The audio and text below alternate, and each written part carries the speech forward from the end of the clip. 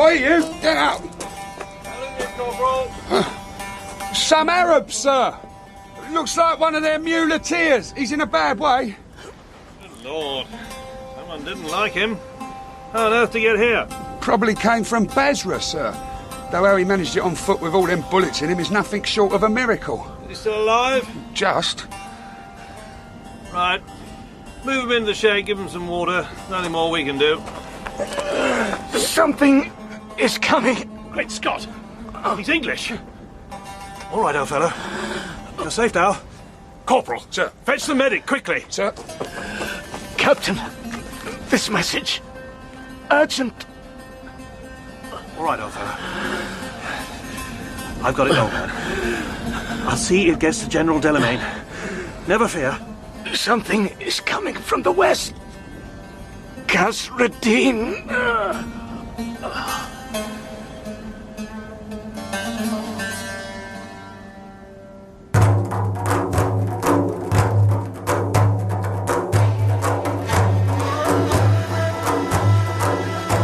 Greenmantle by John Buchan. Dramatized by Patricia Hannay. Part 1. November 1915.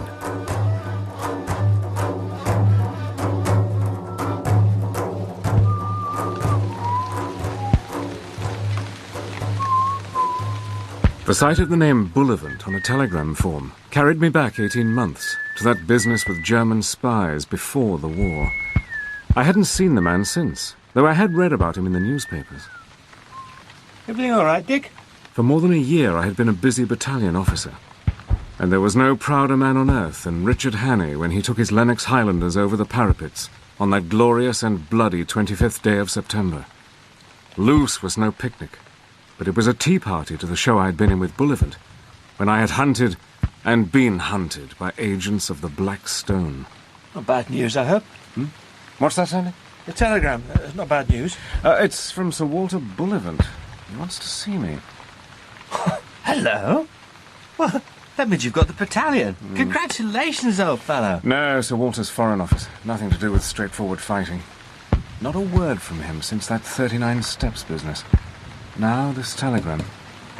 What on earth can the Foreign Office want with an obscure major in the Lennox Highlanders? Well, I probably heard what a good show you put on at Loose and want to give you a staff job. Oh, good Lord, Dick. You'll be a blighted brass hat stuck in an office in Whitehall. No, I have to report to him in London in double quick time. Corporal! Damn. Just when things were starting to get interesting here. If you come back, bring some marmalade from Faulknam's, there's a good fellow.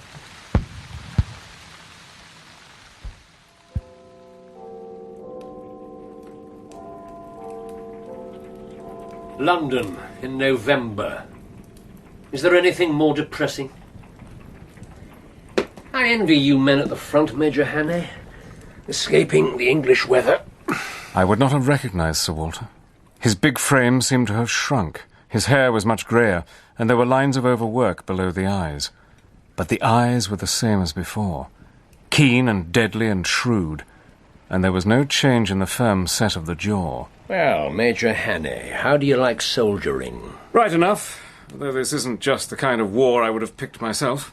It's a comfortless, bloody business. But we've got the measure of the old Boche now, and it's dogged as does it. How's the leg? Doctors get all the shrapnel out? Oh, yes. I'm as tough as a sjambok. I was back at the front within the month. I thrive on the racket and eat and sleep like a schoolboy. But I wish to heaven it was over. No one could question your courage. What exercises my mind is whether it's best employed in the trenches. What? Is the War Office dissatisfied with me? Oh, on the contrary, they propose to give you command of your battalion. Presently, if you escape a stray bullet, you will no doubt be a brigadier. It's a wonderful war for youth and brains. Now, Hannay, how if you could help your country better than by commanding a battalion? How if there is a thing you alone can do? You're fond of tackling difficulties. Well, I can give you a task which will try all your powers. I'm a soldier, and under orders. True. But what I'm about to propose does not come by any conceivable stretch within the scope of a soldier's duties. I shall perfectly understand if you decline. You'll be acting as any sane man would. Let me hear what your proposition is. Have you by any chance been following the present campaign in Turkey? Yeah, I've got some pals in the Mesopotamia show, and of course I'm keen to know what's going to happen at Gallipoli and Salonika. I won't go into all the reasons why Turkey's left a rail. Suffice it to say, she has her grievances. You're an intelligent fellow, Hannay, and you will ask how Enver Bey and his precious committee should have got control of a proud race. Well, You'll inquire again how, since Turkey is primarily a religious power, Islam has played so small a part in it all. The ordinary man will answer that Islam in Turkey is becoming a back number, and that Krupp guns are the new gods. I do not quite believe that. Germany and Enver Bey alone could not drag Turkey into a European war. yes. No, there's a dry wind blowing through the east, and the parched grasses wait the spark. Whence comes that wind, think you?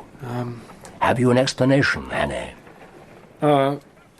But it looks as if Islam has a bigger hand in the thing than we thought. I fancy religion is the only way to knit up such a scattered empire. Exactly. We have laughed at the Holy War, but I believe there is a jihad preparing. The question is, how? I'm hanged if I know. But I'll bet it won't be done by a pack of stout German officers in pickle harbours. Agreed. But supposing that they got hold of some tremendous sacred sanction, some holy thing, or some new prophet from the desert, something which will madden the remotest Muslim peasant with dreams of paradise. What then, my friend? Then there will be hell let loose in these parts pretty soon. Hell which may spread. Beyond Persia lies India. How much do you know? Oh, very little, except the fact, but the fact is beyond dispute. I have reports from agents everywhere. They tell the same story. The East is waiting for a revelation. It has been promised. Some star is coming out of the West. The Germans know, and that is the card with which they're going to astonish the world. And the task you spoke of for me is to go and find out? Yes. That is the crazy and impossible mission. But I never saw a Turk in my life. But except a chap who did wrestling turns in a show at Kimberley. You've picked about the most useless man on earth. You've been a mining engineer, Hannay. You have a nose for finding gold, and I believe that you have a nose for finding out what our enemies try to hide. I know that you are brave and cool and resourceful. That is why I tell you the story. And where should I begin prospecting? I'm afraid I can't tell you where you'll get on the track of the secret. It's known in Germany to those whom it concerns. It's moving eastwards, but it's in Europe that the seeker must search at present. Obviously you can give me no help if I come to grief. You would be beyond the pale. You give me a free hand? Absolutely. You can follow whatever plan you fancy and go anywhere you think fruitful. We can give no directions. One last question. You say it's important, Sir Walter. Tell me how important. It is life and death. If the East blazes up, our efforts will be distracted from Europe. The stakes are no less than victory or defeat. If you think me competent enough for a sporting chance, I'll go. Give me a hand, Hannay. I may be sending you to your death. Good God. What a damn taskmistress duty is. Sir Walter had an appointment at Downing Street. He gave instructions to his driver to drop him there, then take me to my rooms in Park Lane. We talked as the car drove through a regular London November drizzle. The streets look like a battlefield nowadays. All those uniforms and badges, I've no idea what half of them are. There's an officer in my battalion I'd like to have as a companion on this mission, Sir Walter. His name is Sandy Arbuthnot. Billy Arbuthnot's boy? His father was at Harrow with me. I know the fellow. Tallish, with a lean, high-boned face and a pair of brown eyes like a pretty girl's. Yes, that's Sandy. Yeah, we know a great deal about him in the Foreign Office. He used to take a hand in Turkish politics and got a huge reputation. I knew Sandy had knocked about the East, but I didn't know he was that kind of swell. You say he's in your battalion? Yes, I was wondering what had become of him. Well, The Honourable Ludovic Augustus Arbuthnot, buried deep in the ranks of the army. We'll get him out pretty quick. I'll send him a wire this afternoon. Now, Major Hannay, I've got another colleague for you, if you like. His name is Mr. John Scantlebury Blenkiron, born and raised in Indiana. An American? Blenkiron's the best man we ever had. He would go through hell with a box of bismuth tablets and a pack of patience cards. I'll tell him I think you two should meet. Ask him to dine at your club. What am I to say to him? And Sandy? Now, this piece of paper is the only clue we possess. Now, take it. 3 words. 3 words. Khazra-Din, cancer, and VI. What do they mean? I cannot construe it, but I can tell you the story. We've had our agents working in Persia and Mesopotamia for years, mostly young officers of the Indian Army. They carry their lives in their hand, and now and then one of them disappears, and the sewers of Baghdad might tell a tale. 3 months ago, one staggered into General Delamain's camp with 10 bullet holes in him.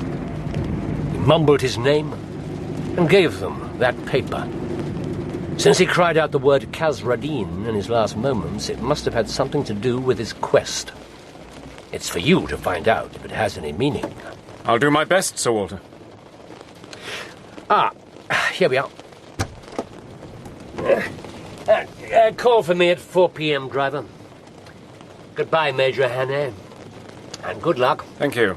Sir Walter? That fellow who died, who was he? His name was Harry Bullivant. He was my son. God rest his brave soul.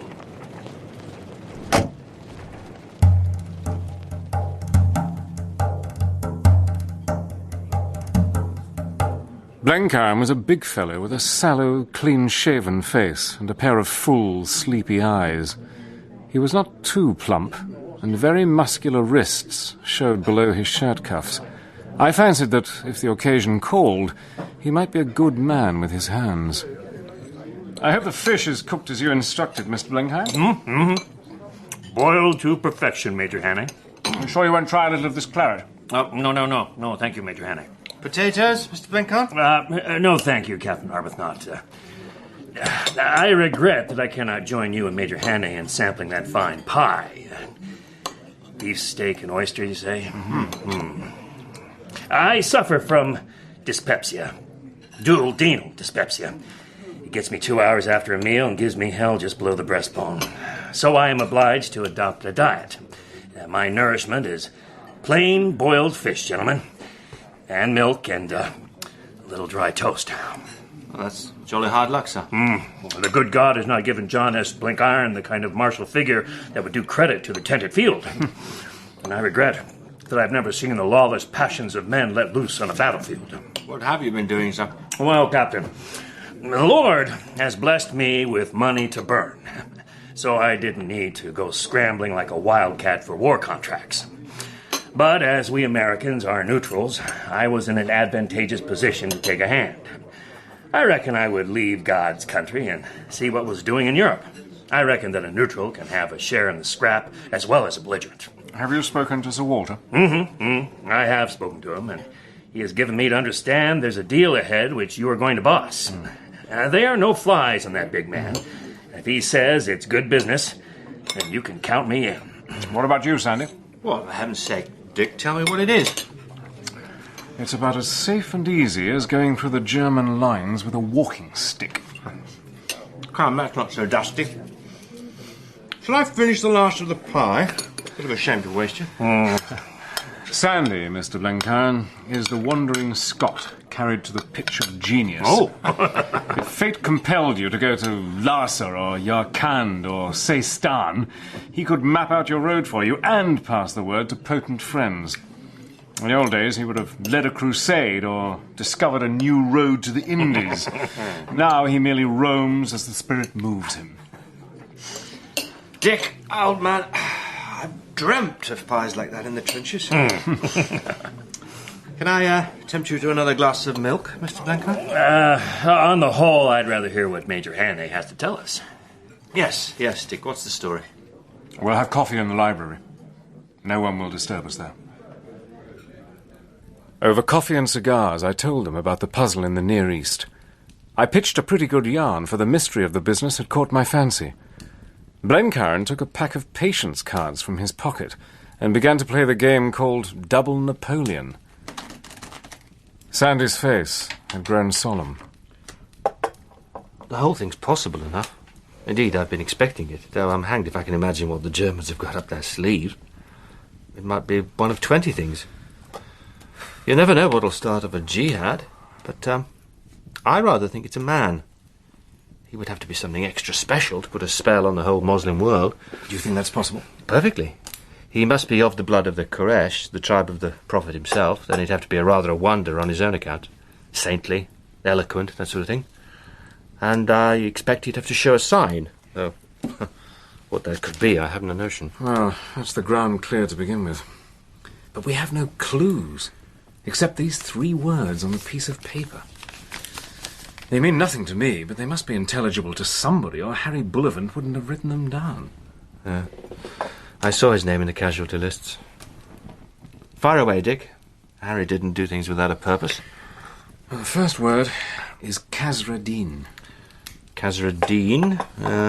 Khazra-Din is nothing. It means in Arabic, the house of faith, and might cover anything from Hagia Sophia to a suburban villa. What's next? Cancer. Latin for a crab, painful disease, and a sign of the zodiac. And the last one isn't a word, it's the letters V and I. Let's see. V-I. Well, beats me, Dick, but it may be the clue for all that. The clue may be dumb in London and shout aloud in Baghdad. Sir Walter says this thing is important for our cause. He offers me the job of going out to find what the mischief is. Once he knows that, he can soon checkmate it. But it's got to be found out soon. Will you help me? If we fail, nobody can help us. Oh, of course. Naturally. The whole thing is stark lunacy. It's idiocy. But all war is idiocy, and the most wholehearted idiot is apt to win. I'm with you, old fellow. But I don't mind admitting that I'm in a blue funk. Then I take it you're coming. Rather. You don't imagine I'd want to miss it? And you, Mr. Blencairn? Oh, why, yes. You gentlemen mustn't think that I haven't been following your most engrossing conversation. I haven't missed a syllable. I find that a game of patience stimulates the digestion after meals and conduces to quiet reflection. John S. Blencairn is with you all the time. Well, that's settled. Now for ways and means. We 3 have got to go where Germany's secret is known. Somehow or other, we have to reach Constantinople. And to beat the biggest area of country, we must go by different roads. Sandy, you've got to get into Turkey. You're the only one of us that knows that engaging people. Leave that to me. You, Mr. Blencairn, are an American and can travel through Germany direct. Problem is, you're known as a supporter of the Allied cause. Mm-hmm. Yes, I have considered that, sir. I shall visit the fatherland as John S. Blencairn, once a thorn in the flesh of their brightest boys in the States. But it will be a different John S. I reckon he will have come to appreciate the great, pure, noble soul of Germany, and will be sorrowing for his past like a converted gunslinger at a revivers meeting. Will that be enough? I will confide to them valuable secret information about British preparations. Then I shall move eastwards to see the demolition of the British Empire in those parts. You haven't told us your own line, Dick. Oh, I'm going to the Bosphorus through Germany. Is your German good enough? Pretty fair. Quite good enough to pass as a native. But officially, I shall not understand one word. I shall be a Boer from Western Cape Colony. I shall talk Dutch and nothing else, and my hat, I shall be pretty bitter about the British. With luck, they may send me to Uganda or to Egypt, and I shall take care to go by Constantinople. If they want me to deal with Mohammedan natives, they're bound to show me what hand they hold. Where is the rendezvous to be? Well, this is the 17th day of November. If we can't find out what we want in 2 months, we may chuck the job. So on the 17th of January, we should foregather in Constantinople. Sandy, you know the city. You fix the meeting place. Yes, I've thought of that. There's a lane runs down from the Kurdish bazaar in Galata to the ferry in Racek. Halfway down on the left-hand side is a cafe kept by a Greek called Kaprasso. Behind the cafe is a walled garden, at the end of which is a shanty called the Garden House of Suleiman the Red. The ends of the earth converge there, and no questions are asked. That's the best spot I could think of for our meeting place.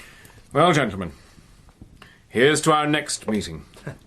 At the Garden House of Suleiman the Red. Suleiman the Red.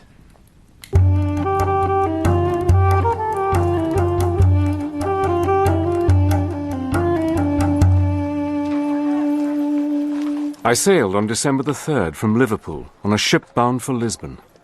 My passport said my name was Cornelis Brandt, and passports never lie. Lisbon would be a good jumping-off place. It was the rendezvous of scallywags from most parts of Africa. I took a room at the station hotel and set out to look for a likely place to begin my new life as a fire-eating young Boer, itching to get a shot at England. The place I chose to introduce Cornelis Brandt to Lisbon was a big, well-lighted cafe on a main street.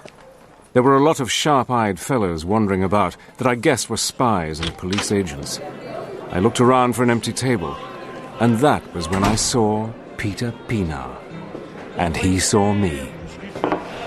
I don't believe it! Over here! Peter! What are you doing here, you old desperado? Cornelis Brandt is my name now, and don't forget it. Yeah, Cornelis. It's good to see you. Peter Pienaar was the man that taught me all I ever knew of feldcraft. When the Boer War started, Peter took the British side and did most of our intelligence work in the northern Transvaal. His people would have hanged him if they could have caught him.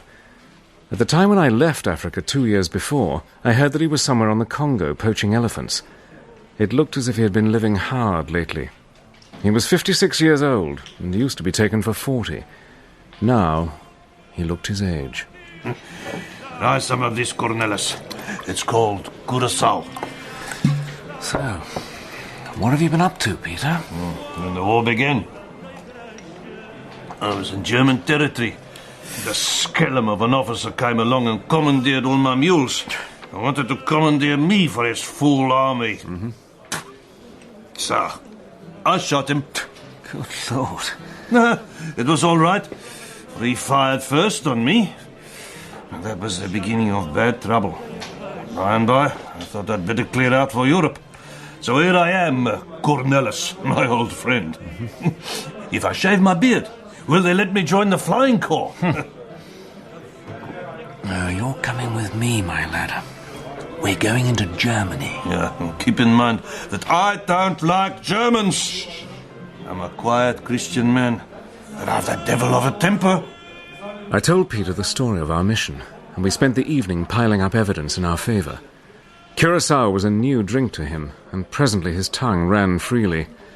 He was shouting that the time was coming when the Englander would sing small, when a little scrap of a man in a fur coat approached our table with a waiter in tow. Will the gentleman drink a glass of beer with me? Who the devil are you? Gott strafe England. Amen, my friend. We don't mind if we do. Waiter, beer for my friends. It is good beer from München. Prost. You are from South Africa. What do you do in Europe? That's our business. So. Then I will put it differently. From your speech just now, I judge you do not love the English. May their grandmothers rot in hell. Prost. So, you are on the German side. That remains to be seen. If they treat us fair, we'll fight for anybody that makes war in England. England has stolen our country, corrupted our people, and made us exiles. We Afrikaners do not forget. Prost. We two men can be valuable to Germany. She's fighting England in East Africa. We know the natives. Cornelis and I can handle the blacks, so they will fight like devils for fear of us. We ask no reward for our services, little man. We fight for hatred of England. Sehr good. There is room in Germany for men such as you. Listen, a ship leaves tomorrow for Rotterdam. If you take my advice, you will go with her. From there, you can travel by train to Berlin. I will arrange your journey and the papers to enter Germany. It is my business to help the allies of my fatherland. The little chap turned up at our hotel next morning after breakfast, bringing the steamer tickets. On my advice, he did not see us off. But Peter took £20 off him for travelling expenses. I am glad we are going among the Germans, Cornelis. They are a generous people, whom it is a pleasure to meet.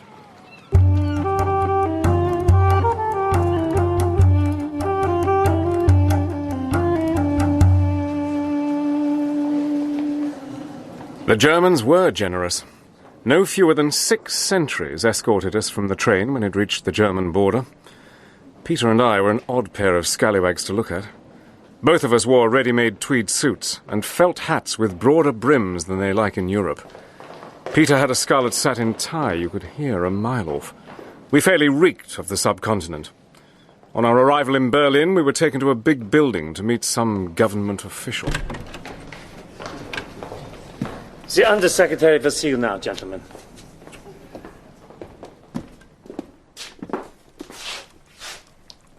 "3 p.m. exactly. Punctuality is one of our German virtues." Herr Brandt and Herr Pienaar, Excellency. "Thank you, Lieutenant. Wait outside." The Undersecretary was a little man in spectacles, with his hair brushed back from his brow like a popular violinist. He had a paper before him and began to ask us questions from it. His Dutch was slow and careful, but good. "I understand neither of you speak German." No. No, boss. There was another man in the room. He stood with his back to the fire, leaning his elbows on the mantelpiece. He was a perfect mountain of a chap, 6.5 feet if he was an inch, with shoulders on him like a shorthorn bull. "You both fought the English under General Merritz, Herr Pienaar." Yeah, that's right. The fellow was in uniform, and the black and white ribbon of the Iron Cross showed at a buttonhole. His tunic was all wrinkled and strained, as if it could scarcely contain his huge chest. "Where did you fight?" Kakamas. And shoot drift. He had a great, lazy, smiling face, with a square cleft chin which stuck out beyond the rest. His brow retreated, and the stubbly back of his head ran forward to meet it, while his neck below bulged out over his collar. "Before the war, what was your occupation, Herr Pienaar?" Yeah, that's my name. "And your occupation?" Peter? No. What did you do before the war?" "I'll talk to them, Excellency. You are too academic for this outland Schwein." Here was the German of caricature. The real German. The fellows we were up against. He was as hideous as a hippopotamus, but effective. Every bristle on his odd head was effective. "You have heard of me. I am the Colonel von Stumm who fought the Heraus." Yeah, boss. You cut off the Chief Bavion's head and sent it in pickle about the country. I see I am not forgotten. So I treat my enemies, and so will Germany treat hers. You too, if you fail me by a fraction of an inch. You Boers had the chance to drive the English into the sea, and you flung it away. Dumb cops. "Colonel von Stumm, please!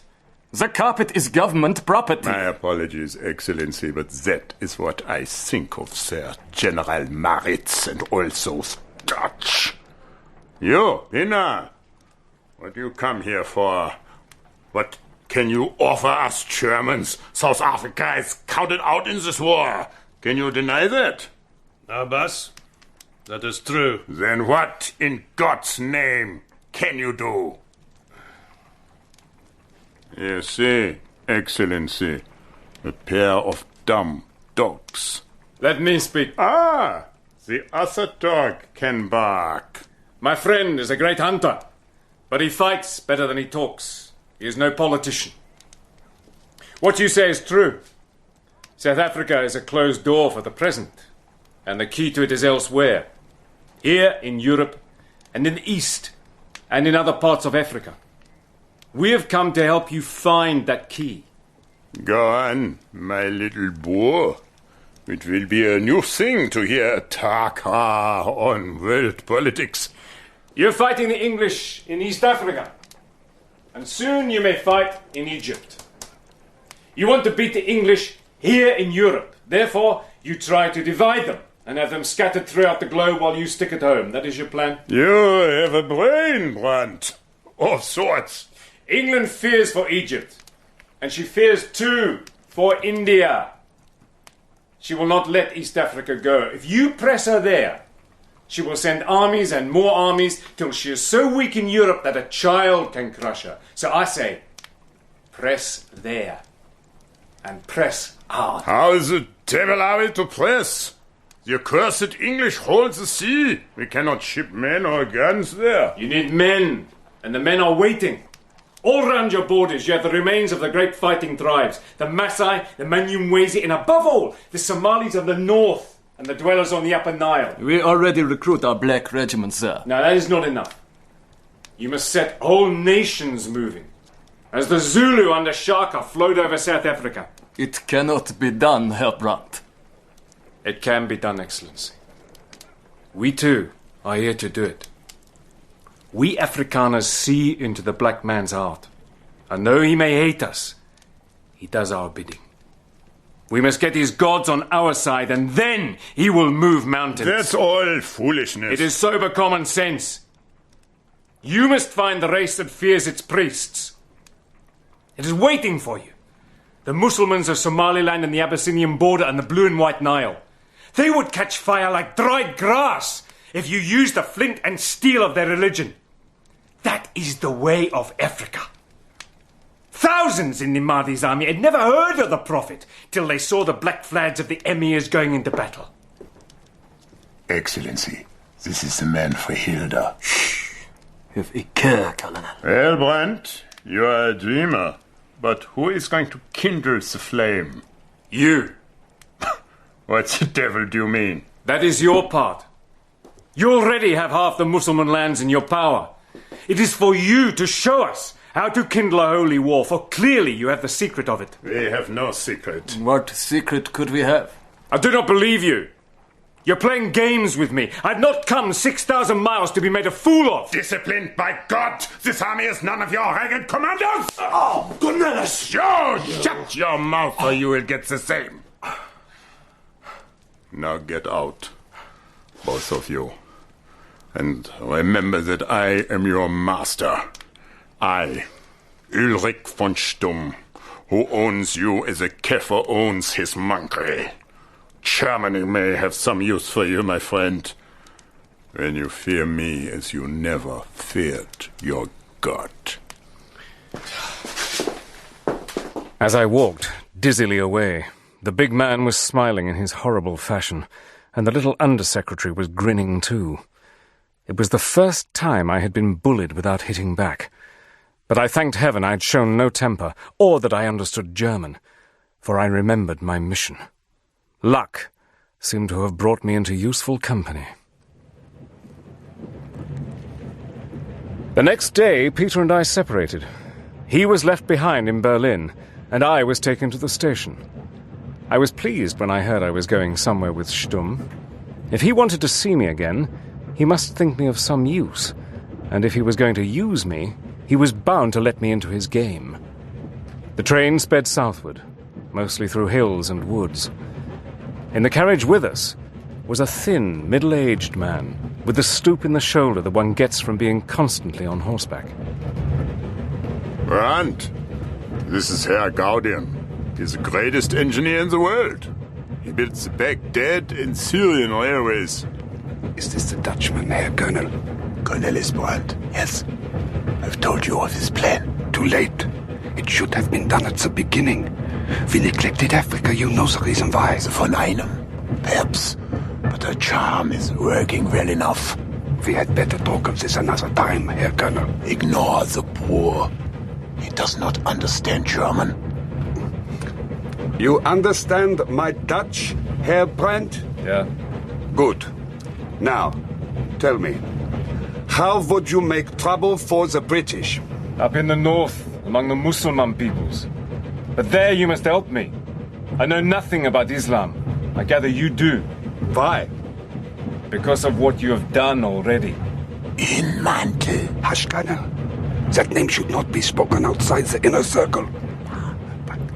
I wondered if I'd got a clue.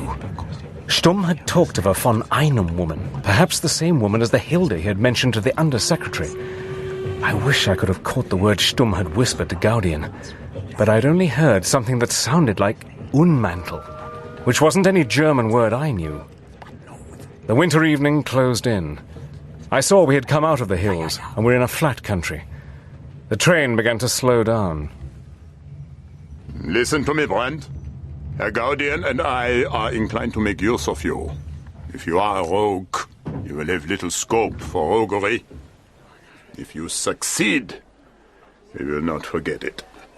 Now, you will come with me to my home and get your orders. Schwandorf! Schwandorf! Farewell, Gaudian!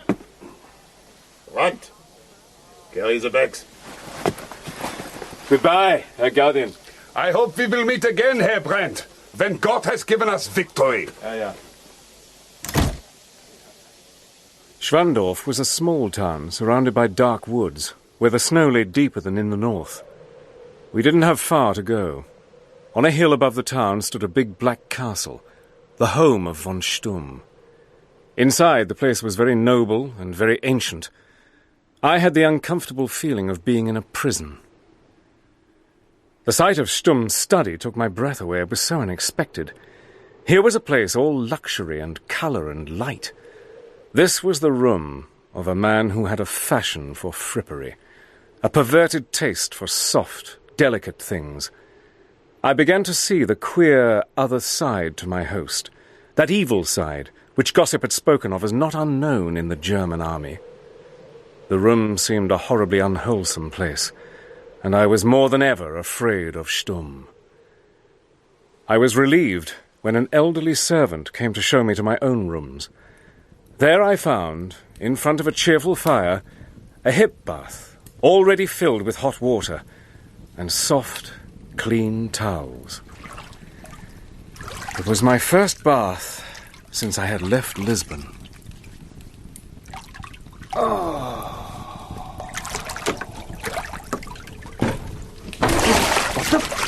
Yeah, we will now settle your business, Herr Brandt. You will go to Egypt. This card will be your passport. Keep it safe. It is your badge as an accredited agent of the German crown. Where do I go after Egypt? That remains to be seen. How do I get there? You will travel by Holland and London.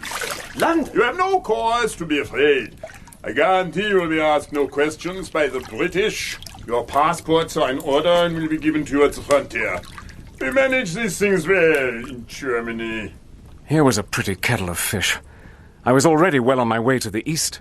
The Danube could not be many miles off, and that way ran the road to Constantinople. But I knew that they would not let me out of their sight till they saw me in Holland. I was like a rat in a trap. Does your heart fail you, my little boy? You are afraid of the English? I will tell you one thing for your comfort. There's nothing in the world to be feared except me. Fail me, and you will find the world a cold place. Colder even than this. Damn! That water's cold as ice! It is good Bavarian water, fresh from the mountains. The drowned rat would like to bite, but the rat has found its master. Smile, or I will make pulp of you. You infernal cat! I'm going to knock the stuffing out of you. Take that! Oh, you're cut in Himmel! I will kill you! Yes, well, you need to be quicker than that, Stumm. You stand still, you vermin. Coward! Boots and brute force against a naked man. I'll crush you to a pulp. Still too slow. Don't like it, do you? Somebody standing up to you. You're a bully.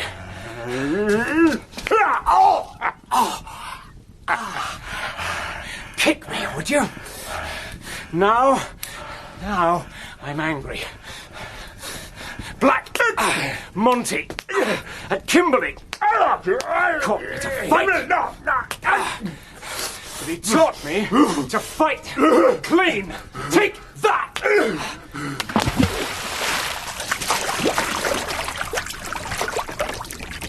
Stumm lay spread-eagled in the bath. He didn't get up. I dressed quickly and put on my ulster.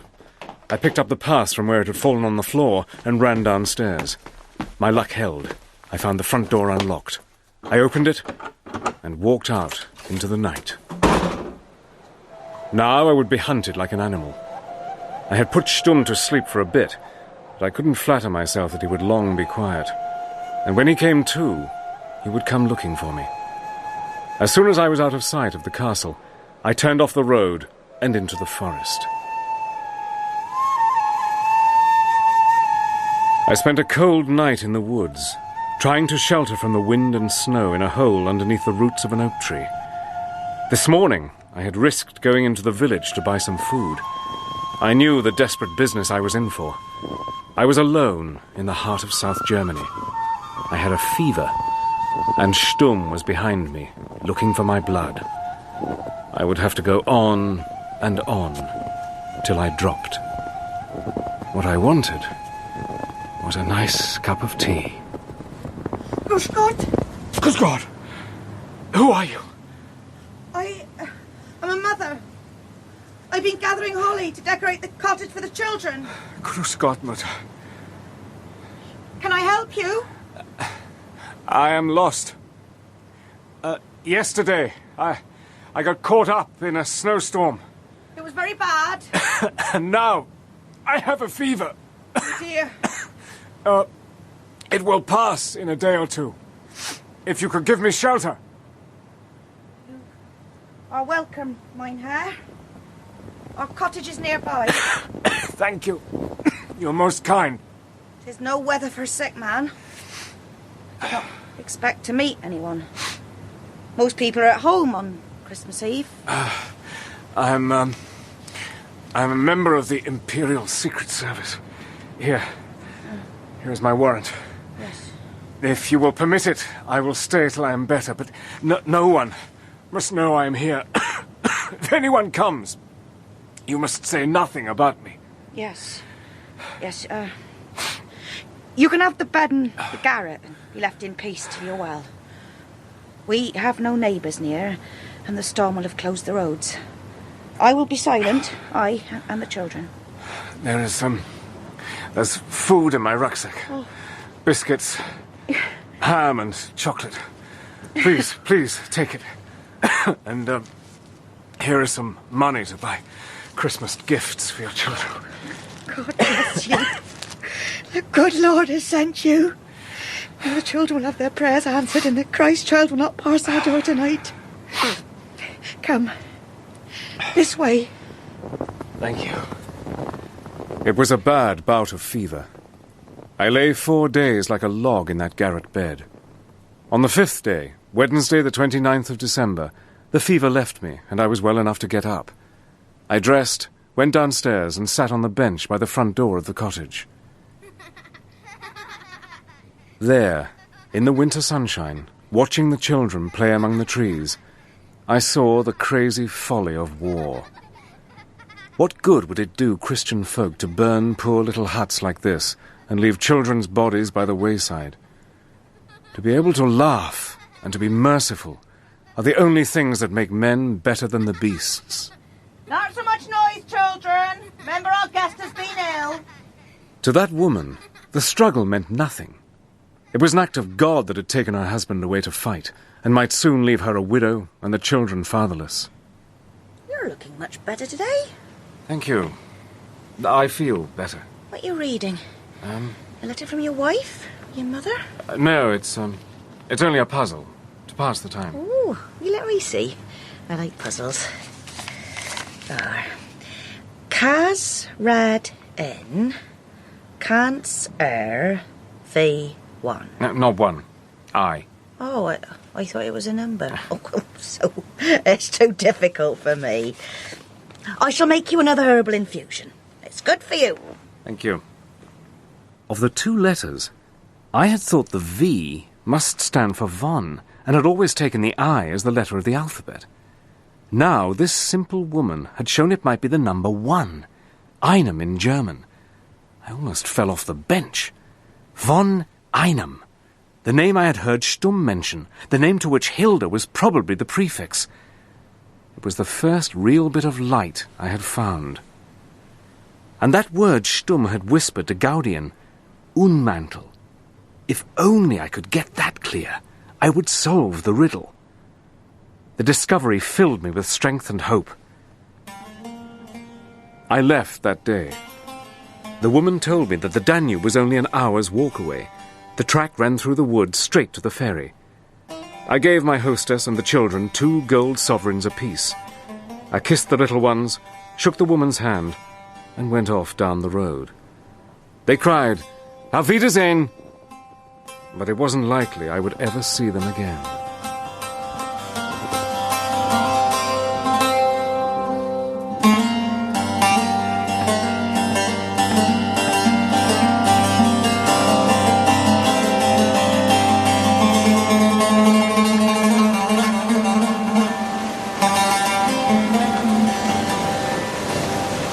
I stood in the rain beside the Danube.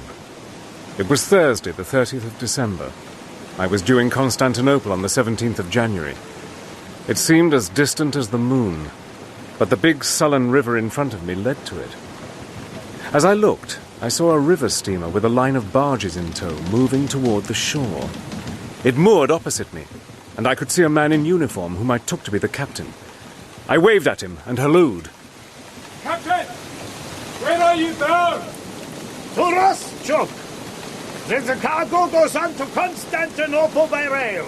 Do you need an extra hand? Not unless heaven has sent me an engineer. Well, I am no angel, but I am an engineer. Then, God be thanked. I'll send the boat over for you. You don't drink, do you? No. Good. Walter drank. That's why I need a new engineer. I thanked Walter from the bottom of my heart and wished him a long and happy life, wherever he was.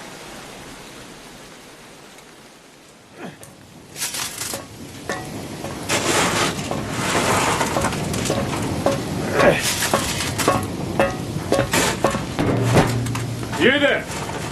I am Herr Brandt, the new engineer. Take care to do your work well, and you'll find me a reasonable master. Cornelis? Peter? I hope that's holy. It's good to see you, Cornelis.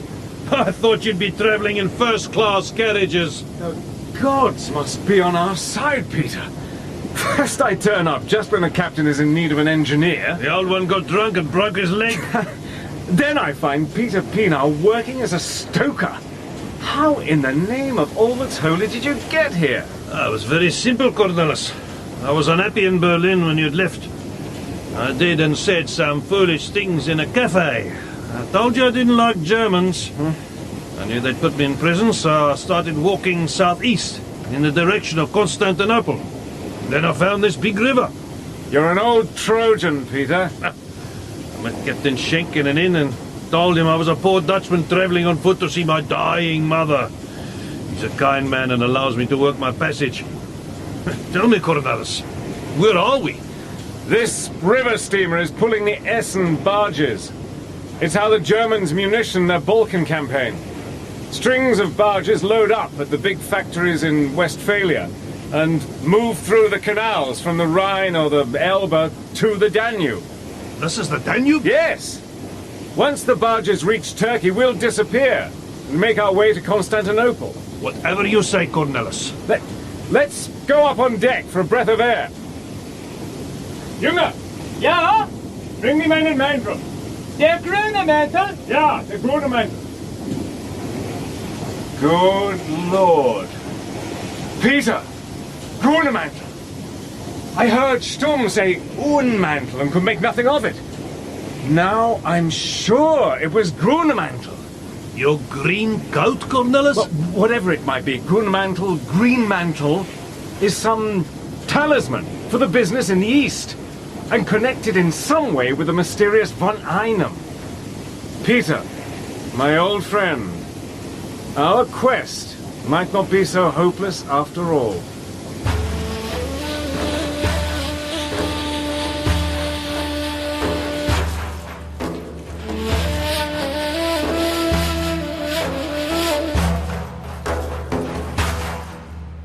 I don't quite know what I'd expected Constantinople to look like.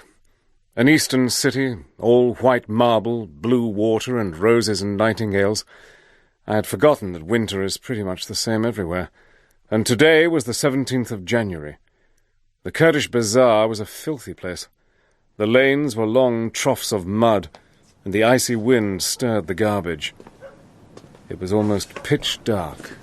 Cornelis, do you know that we are being followed? Ever since we came to this evil-smelling place. Just keep your gun handy, Peter. We are being followed close, Cornelis. Where is this damned coffee house?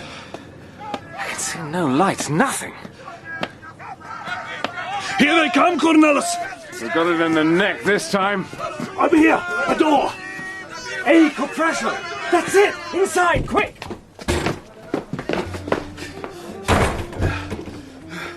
Good evening, gentlemen. You honor my coffee house with your presence. I am Angelo Cuprasso. How may I be of service? We wish to visit the garden house of Suleiman the Red. Ah, you have heard there is to be a performance by La Compagnie des Roses. Was that Cornelis? The Companions of the Rosy Hours. Please, follow me. The entrance to the garden is at the back. Lead on, Mr. Cuprasso. We're all for the Rosy Hours. You are fortunate, gentlemen. The garden house is sometimes open, sometimes not. Last week we had the ballet of Mamselle Chichi for the German officers, you understand. But tonight there will be wonderful dancing. Behold, the garden house of Suleiman the Red. I shall have coffee sent to your table. Enjoy the evening, gentlemen. That girl dancing, Cornelis. Is she Mademoiselle Chichi? Some mamselle or other. The lights are going out. La Compagnie des Roses. Into a circle of light stepped an eldritch apparition. A tall man dressed in skins, with bare legs and sandal-shod feet. A wisp of scarlet cloth clung to his shoulders, and drawn over his head, down close to his eyes, was a skull cap made of a fox pelt with the tail waving behind it. His eyes were glassy, like a man who smokes hemp. Behind him came 6 others, also in skins, but with bare heads and long, tangled hair. Suddenly, the leader flung some stuff into a brazier, and a great fan of blue light went up. I became aware that a queer scent had stolen into the atmosphere. Passion. Terrible, savage passion was beating in the air. The dancers became monstrous, inhuman, devilish. The companions of the Rosy Hours were the only thing in the world to fear. I felt the burning eyes of their leader looking for me in the gloom. These devils are smelling us out, Cornelis. Like Kafir witch doctors.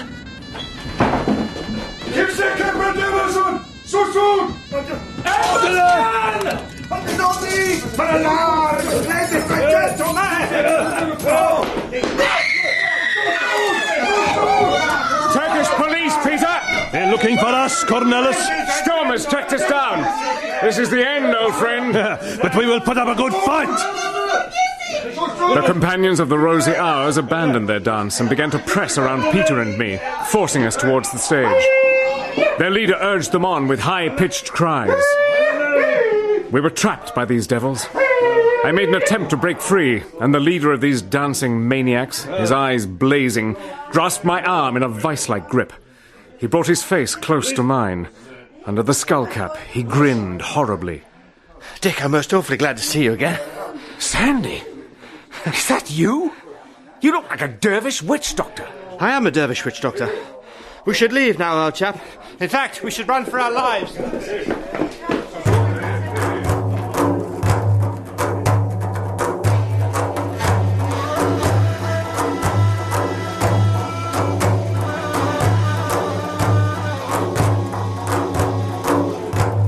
In Greenmantle by John Buchan, dramatised by Patricia Hannay, Richard Hannay was played by David Robb, Sandy Arbuthnot by James Fleet, Sir Walter Bullivant, Clive Merrison, John S. Blenkiron, Stuart Milligan, Peter Pinar, John Glover, Ulrich von Stumm, Jack Claff, German Agent, David Timpson, German Mother, Rachel Atkins, Herr Gaudian, Harry Myers, Undersecretary, Matthew Pidgeon.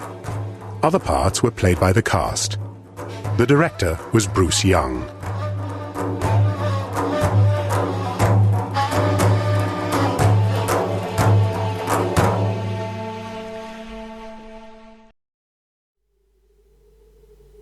You're listening to the Mystical Magpie channel.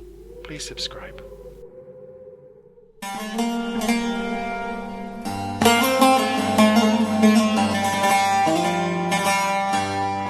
This way, Dick, hurry! Sandy, you devil! You gave me and Peter the fright of our lives! I thought he was a Kaffir witch doctor come to get me! Peter's right, he looks like something from a nightmare. What are you doing, bossing a band of dervishes? That was the only way! If we hadn't got you out of that place, your goose would have been jolly well cooked. Now, Dick, old man, run for your life!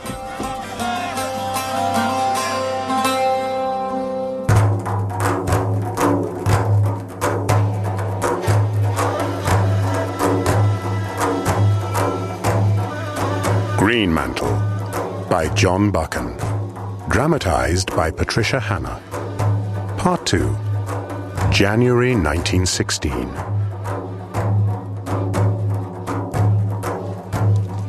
It was 2 months ago that I had been summoned from soldiering in France by Sir Walter Bullivant. The Foreign Office had got wind of some secret plot by the Germans to start a holy war against us in the East. Sandy Arbuthnot, Mr. John S. Blenkiron, Peter Pinar and I were determined to discover the German secret and prevent it succeeding. But our only clue was 3 words scrawled by a dying man on a piece of paper. Khazra-Din, Cancer, and V.I. We had made our separate ways to Constantinople. Mr. Blenkiron as a sympathizer of the German cause, I as Cornelis Brandt, a Boer seeking revenge on the English, and Sandy as the leader of a band of Turkish gypsies, the companions of the Rosy Hours.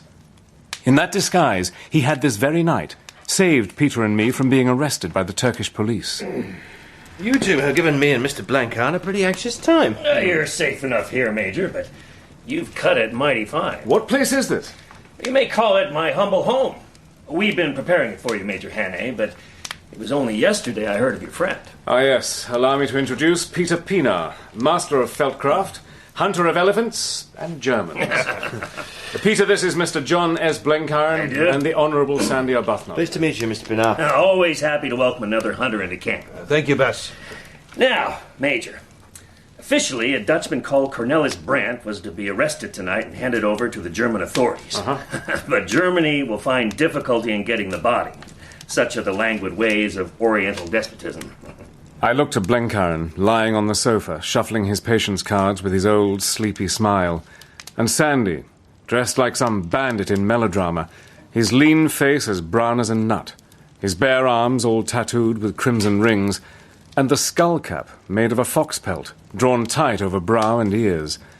It was still a nightmare world, but the dream was getting pleasanter. You boys are ready. I want to know how our mutual inquiries have prospered. Well, you first, Mr. Blenkiron.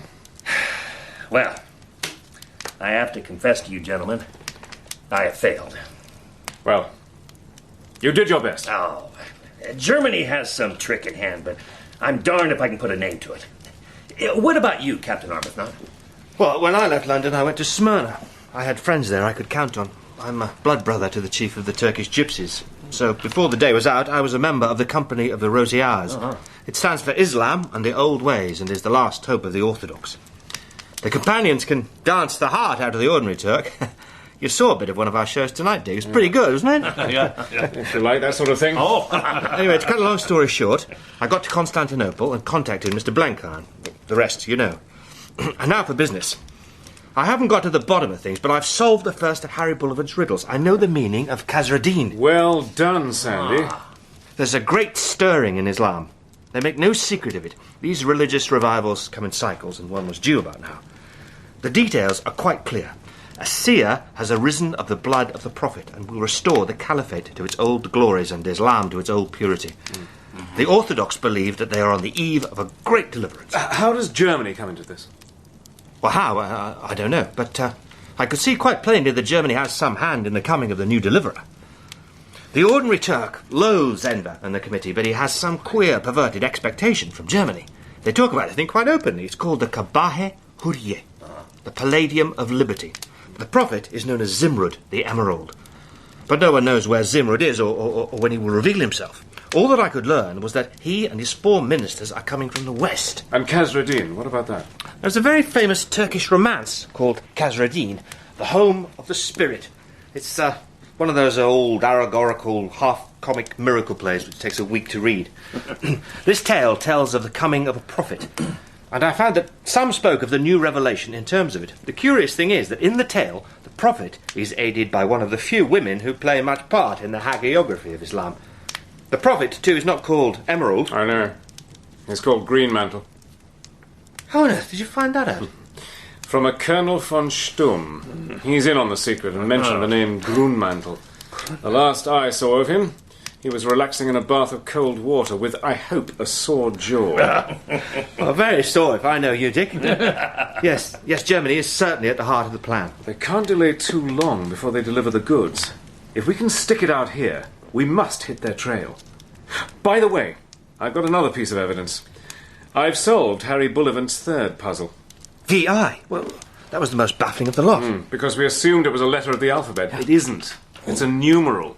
Of course. Yes. You said that in the tale of Khazra-Din, a woman is the ally of the prophet. Same thing is true of Greenmantle. I can give you her name.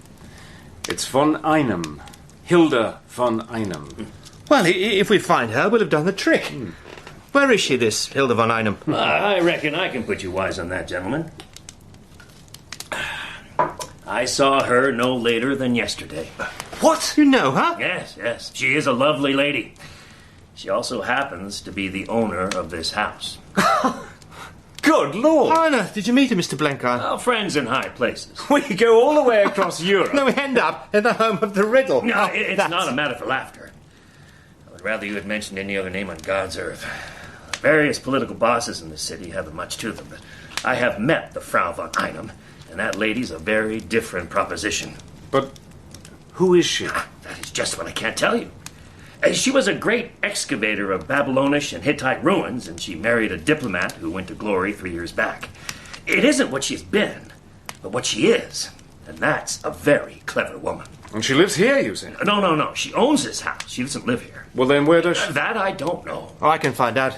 Well, you won't find people unduly anxious to gratify your curiosity about Frau von Einem. Oh, there are ways. Now, I've got it clear, for my day's work isn't over. Dick, your past is blotted out, and you begin tomorrow morning with a new sheet. Right. Blenkiron's the man to thank for that. Yes. He was certain you'd get here, but he was also certain you'd arrive in a hurry with a good many inquiries behind you. So he arranged that you should disappear and start afresh. Your name is Richard Hannay. Born in Cleveland, Ohio, of German parents on both sides. Right. One of our brightest mining engineers and the apple of Guggenheim's eye. You arrived this afternoon from Constanza. The clothes for the part are in your bedroom next door. And I'll rustle up something for Mr. Pienaar. No, I'm no actor, Dick. Cannot be different from what I am. You can play my servant, Peter. Oh, good. Now, you and Mr. Pinar must give me your clothes. The ones you've got on now. My clothes, Bess? You have a strange taste in souvenirs, Sandy. They're for the Turkish police. The current in the Bosphorus is pretty strong, and these sad relics of 2 misguided Dutchmen will wash up tomorrow about Seraglio Point. In this game, you must drop the curtain, neat and pat, at the end of each scene if you don't want trouble from the missing heir and the family lawyer.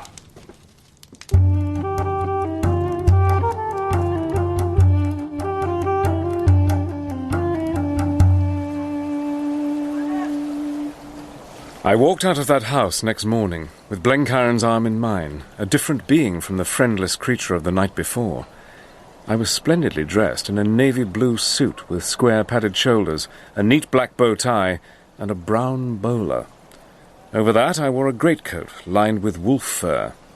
I pride myself that I made a very fair shape at the lingo of the Middle West. We visited the market, as tourists would do, then sat in a small garden overlooking the Bosphorus. Balan. Balan. Balan Effendi. No, go away. Balan Effendi. Yeah, I guess I'll have one, friend. Yeah. The blessings of Allah on you, Effendi. Balan. Balan. What do you want with a balloon? Oh, nothing, sir. I shall let it fly free once I have removed this mighty interesting piece of paper from the string. Is that why we're here? Is your morning's work over? Mm-hmm. I've reckoned you've tumbled to it. Thanks to my network of spies, I am the best informed man in Constantinople. Now, we can get down to work, Mr. Hannay. To get the confidences we need, we've got to be at the heart of the show. So, I settled I would be a big engineer. I talked to Enver Bey and the committee about the uses of water power, about what might be done in Mesopotamia in the way of washing the British downriver. They knew of my reputation as a hydraulic expert and were tickled to death to rope me in. And, my part in all this? I told them I wanted a helper. And I told them about my friend, Richard Hannay. So, you're going to be welcomed and taken to their bosoms just like John S. was. But we can't go back on our tracks. All right. If we wanted to leave, they'd be very polite. But they'd never let us. That's what I was afraid of. We've got to go on with this adventure and nose our way down into Mesopotamia and hope our luck will hold. But now that we have a rough idea of what the Germans are planning, wouldn't it be better to make a run for it? No, I reckon not. We still know mighty little about Greenmantle. I reckon our landlady is the real boss of the show. I opine that the hapless prophet has no sort of time with that lady, and that he will soon wish himself in paradise. For if Almighty God ever created a female devil, it's Madame von Einem. That woman's mad and bad, but principally bad. It looks as if our job were a long way from the end. Oh, it's scarcely begun, Mr. Hannay.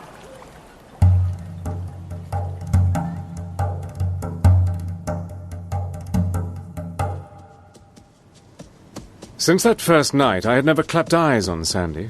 He had gone clean out of the world. Blenkiron and I were presently going to Mesopotamia, but unless we learned more about Greenmantle, our journey would be a failure. Our only hope was Sandy. We waited for news. Anxiety makes me restless, so Peter and I got horses and rode out through the suburbs into the open country. We should have headed back long ago, Dick. It's too dark now to find the road. Well, we'd better dismount and lead the horses. I haven't the foggiest notion where we are. And what? Walk on. Ah, yeah, there is a house. Half left in front of us. Well, for heaven's sake, guide me to it. There isn't a light or any sign that I can see. Lead on. Go on, walk on. How far away is this house? That's the wall, Dick. Hey, there's a gate here. No one's used this for some time.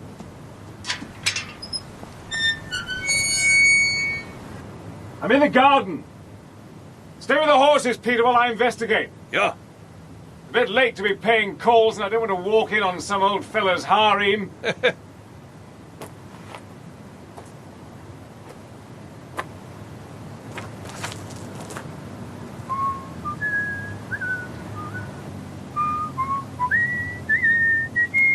Sandy? Dick? Dick, what the devil are you doing here? Peter and I were out riding and got lost. Sandy, Good what the... God, man, you've never been in greater danger in your life. Why? Quick, to the bushes, the car's coming. Keep still. I might not see us. Damn! What? Now we're for it. Sheikh Effendi? The woman who had spoken sat in the back of the limousine. She had a mantilla of black lace over her head and shoulders, and with one slender, jeweled hand, she kept its folds over the greater part of her face. I saw only a pair of grey-blue eyes and the slim fingers. Sie is missing it, Sheikh Effendi. Ik weet het niet, Effendi. Ja, dan is dat beris mi waar. I have to ask pardon for trespassing in your garden, ma'am. Fact is, I and my servant went for a ride this afternoon and got good and well lost. We came in by your back gate, and I was prospecting for your front door to find someone to direct us. When I bumped into this brigand chief who doesn't understand my talk. Oh, no banabarakan sis. Birat yaba nidir. I'm an American. I'm here on a big government proposition. I hate to trouble you, but if you'd send a man to show us how to strike the city, I'd be very much in your debt. Will you come into the car? At the house, I shall give you a servant to direct you. She drew in the skirts of her fur coat to make room for me. The soft cushions and the subtle scents filled me with acute uneasiness. Women had never come much my way, and I knew as much of their wiles as I knew about the Chinese language. Sandy closed the door. The chauffeur switched off the light. I had never been in a motor car with a lady before. I knew who she was. I was alone with Hilda von Einem.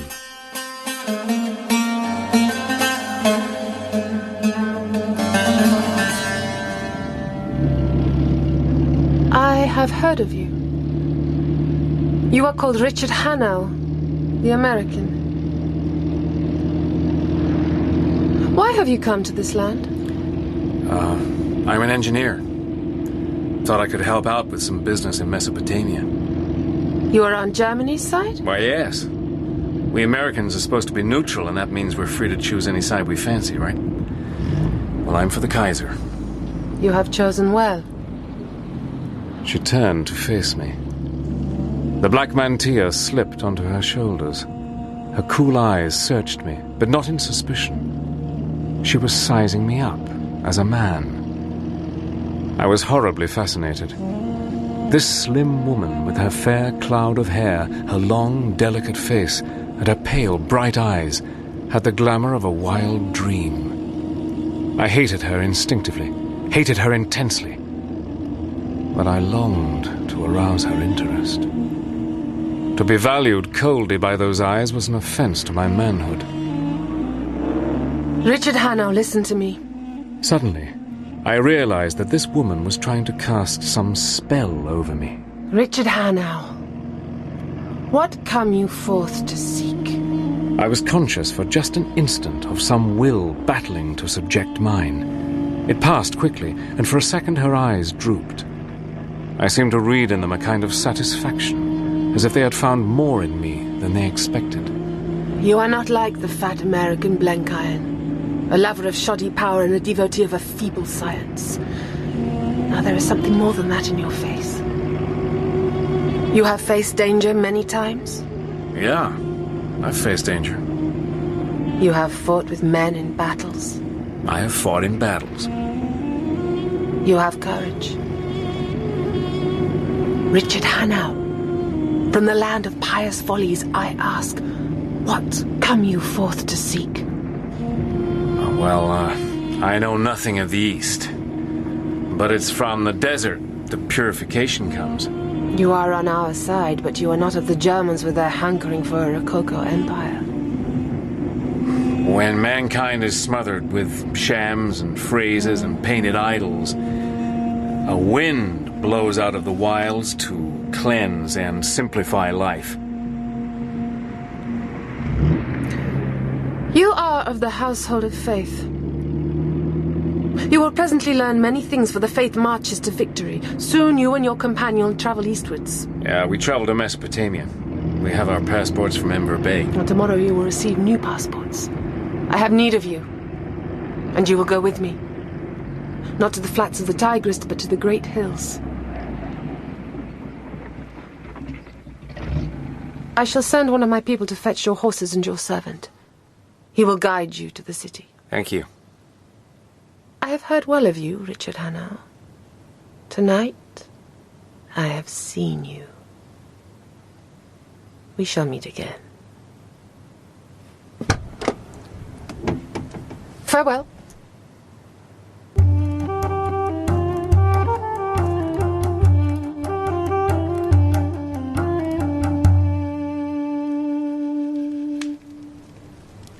Another whiskey, Sandy. Thanks, Dick. I need it. I was mighty pleased to see you tonight. Where have you been all this time? The companions of the Rosy Hours were summoned to perform at Frau von Einam's villa for her and the 4 ministers. Hilda von Einem has welcomed me as an ally. Oh, it couldn't have worked out better. Dick, this whole job is getting very difficult, very dark. I know. I found out the meaning of Harry Bullivant's second word. Cancer. Yes, it means just what it reads. Greenmantle is dying. He has been dying for months. This afternoon they brought in a German doctor to see him, and the man gives him a few hours of life. By now, he may be dead. Well, then that busts the show. You can't have a crusade without a prophet. Well, I wish I thought it did, but do you think that woman will be beaten by such a small thing as the death of a prophet? She'll find a substitute. One of the 4 ministers, or someone else. Oh, I tell you, Dick, she's a devil incarnate. Yes, it's a strange business. Thanks. Greenmantle is often in great pain, but he struggles to meet the demands of his protectress. I never saw such a man, Dick. He's the greatest gentleman you can picture. He's a dreamer and a poet, too. The West knows nothing of the true Oriental. It pictures him as lapped in colour and idleness and luxury. But it is all wrong. The bliss he yearns for is an austere thing. It is the austerity of the East, and that's its beauty and its terror. The Turk and the Arab come out of big spaces, and they have the desire of them in their bones. They settle down and stagnate, and by they degenerate into that appalling subtlety which is their ruling passion gone crooked. And then comes a new revelation, a great simplifying. They want to live face to face with God. They want to get back to the noble bareness of the desert. It is always the empty desert and the sky that cast a spell over them. Sounds a bit inhuman to me. It's the humanity of one part of the human race. It isn't ours, but it's jolly good all the same. There are times when it grips me so hard that I'm inclined to forswear the gods of my fathers. Steady on, Sandy. Sorry, Dick. Greenmantle is the prophet of this great simplicity. Hilda von Einem runs the prophet because she shares his belief. Only what in him is sane and fine, in her is mad and horrible. You see, Germany also wants to simplify life. I know. I told her that in the car, when I talked more rot to the second than any mortal man ever achieved. It'll come to haunt me for the rest of my days. Dick, did you ever hear of a thing called the Superman? Yes, there was a time when the papers were full of nothing else. I gather it was invented by a sportsman called Nietzsche. It's a craze of the new fatted Germany. It's a fancy type that could never really exist. Mankind has a sense of humour which stops short of the final absurdity. There could never be a Superman, but there might be a Superwoman. You'll get into trouble, my lad, if you talk like that. It's true, all the same. Women don't see the joke of life like the ordinary man.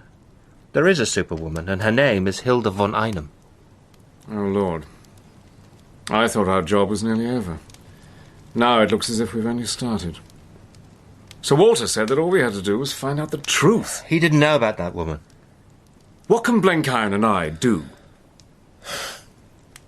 I honestly don't know. But I'm very clear about my own duty. She's let me in on the business, and I'm going to stick to it in the hope that I'll find a chance of wrecking it.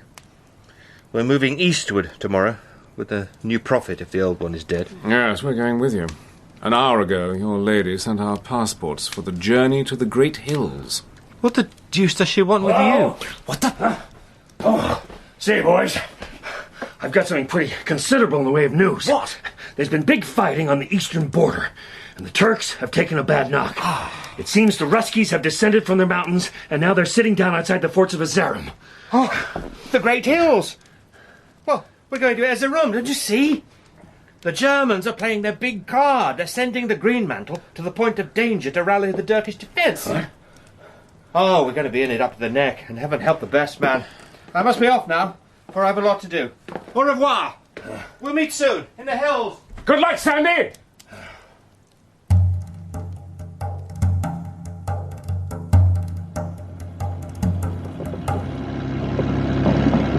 Peter and Blenkiron clung on for dear life in the back of the old Studebaker I was driving along the icy, rutted road to Azarim. Hussein, one of Sandy's band of ruffians who spoke a little English, was our guide. We have crossed the Caravel there. The way will be easier now, Effendi. The traffic on the road reminded me of that awful stretch between Cassel and Ypres. There were troops by the thousand, striding along with their impassive Turkish faces. One of the officers shouted to us as we passed. You have beaten the French and the British. Now it is Russia's turn. We shot out of drizzling rain into brief spells of winter sunshine, and then into a snow blizzard. And always before us, the long road unrolled, with somewhere at the end of it, two armies locked in a death struggle.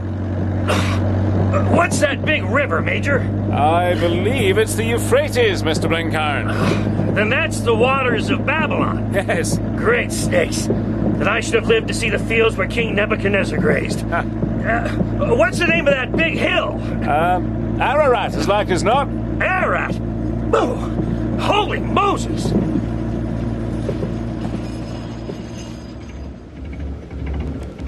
Before night the next day, we reached Azarim. I showed our passports, but the sentry didn't salute and let us move on as we had expected. He says, Effendi, there is somebody important who badly wants to see you. A German lieutenant came from the guardhouse. He jumped onto our running board and motioned that we should drive towards a large building with sentries outside. You must see the section chief. Very well. By the waters of Babylon we sat down and wept. I fear, Major, we'll soon be remembering Zion.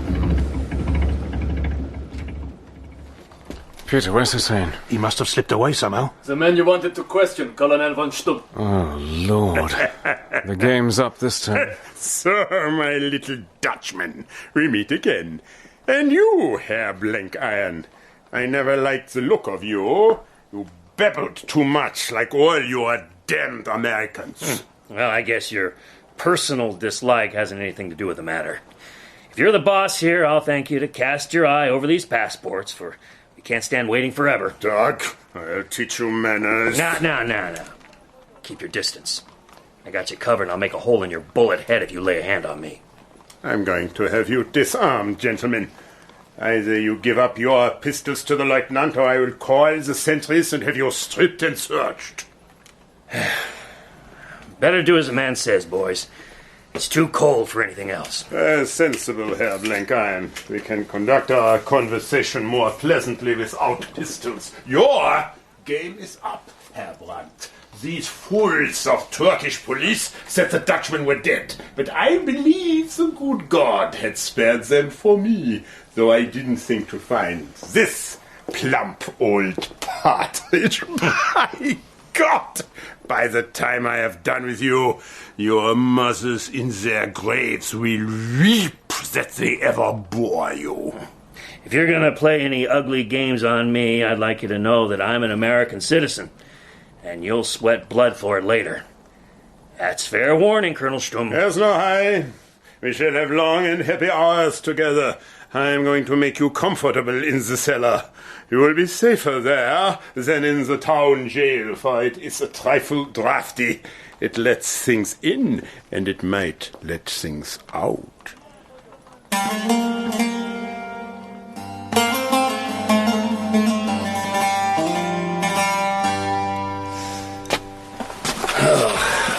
Major. Reckon it wants a good old-fashioned copper-bottomed miracle to get us out of this dungeon. If only there were a window. That would be miracle enough for me. Yeah, maybe no windows, Dick. We're underground. But Sandy's somewhere outside with the companions. I think we should try to get some sleep. Yeah, Mr. Pinar's right, Major. We should all be prepared for what tomorrow might bring.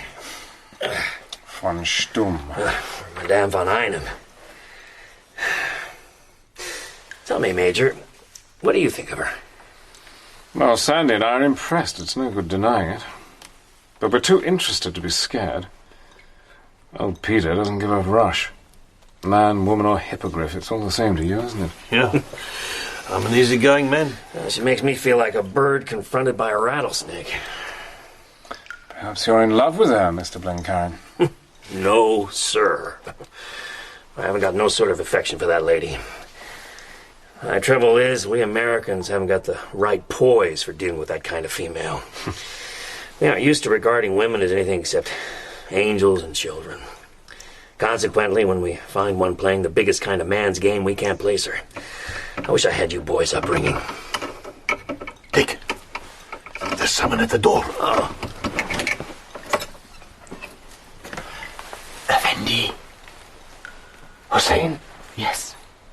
You must follow me. You must be silent. Lead on, Macduff. Come. We travel across the rooftops. Oh, Lordy.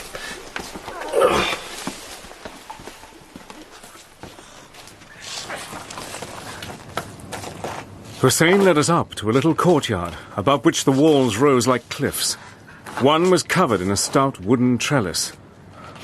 It was child's play for Peter and me to climb it. But Blenkiron... Take his other arm, Peter. We'll haul him up. Come on, boss. I'm mighty grateful to you boys. We crawled along a broadish wall, and then up a sloping buttress onto the flat roof of the house. Hussein took us onto a ledge, past a stack of chimneys to another building, slightly lower. We dropped as softly as possible to the roof. Oh! No noise! There is a light in the window over there. The window had two folding sashes, which clasped in the middle. Through a gap in them I saw a lamplit room, and Stumm sitting at a table littered with papers. He turned to consult some document and made a marking on the map before him. Then he suddenly rose, stretched himself, and went out of the room. I guessed he had gone to have a look at his prisoners, in which case the show was up. But what filled my mind was an insane desire to get a sight of that map. Hurry! The master is waiting for you. I'm going to have a look inside. It won't take long, I'll catch you up. We shall wait for you on the roof of the house by the mosque.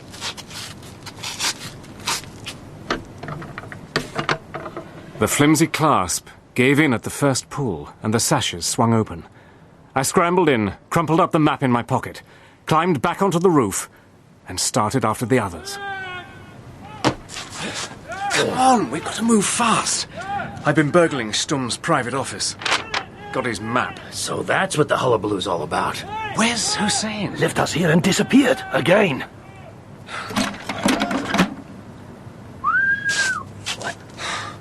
Hussein, you should go into pantomime. First you vanish, then you pop up through a trapdoor. My lords, you must now all pop down through the trapdoor. Where are we, Hussein? In the house of the master. But you must stay quiet in the attic.